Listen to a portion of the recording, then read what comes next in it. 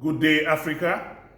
I am here this morning to address the African presidents, and I specifically am calling out the president of South Africa, who is the president of the African Union, and indeed all African presidents, that you must decide to either walk in the light of creative altruism or we all perish in the darkness of destructive selfishness.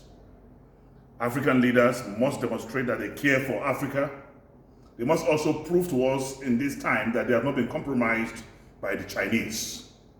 Our brothers and sisters have been molested, have been insulted, have been harassed, have been maimed in China.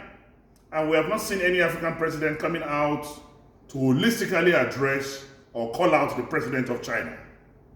We are not to be treated like animals. The present generation of Africans are not the same generation of Africans that were stolen and taken in slave trade so many decades and centuries ago. We will not allow this to continue. It is an opportunity for African presidents to rally around Africa this time and defend Africans in China.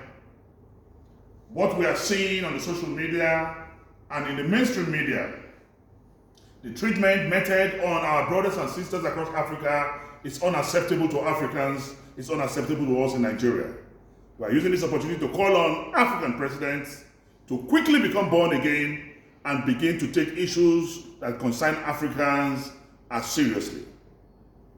You must practice what I call African diplomacy, African citizen diplomacy.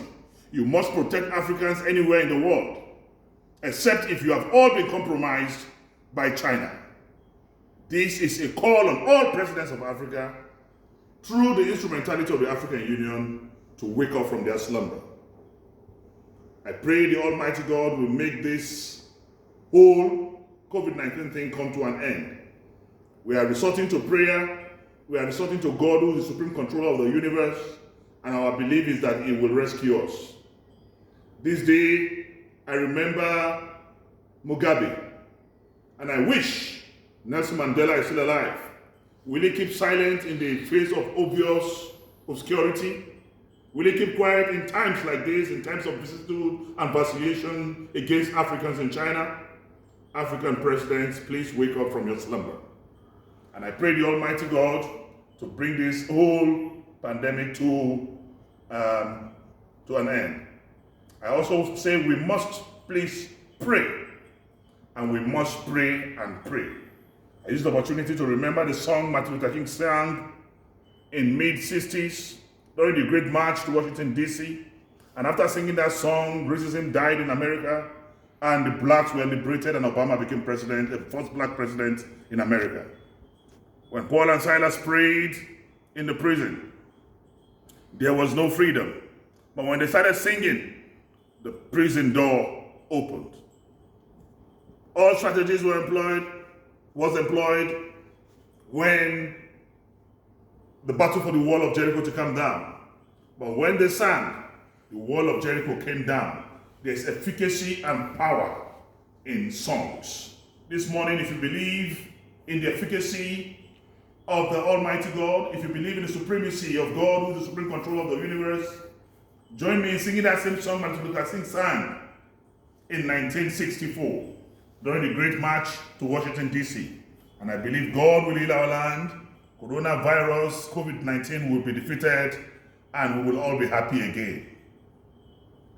We shall overcome.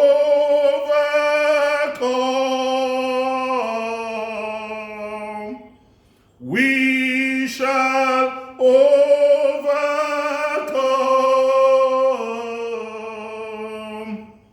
We shall overcome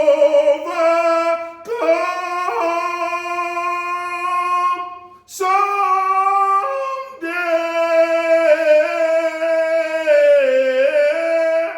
Deep in my heart, I do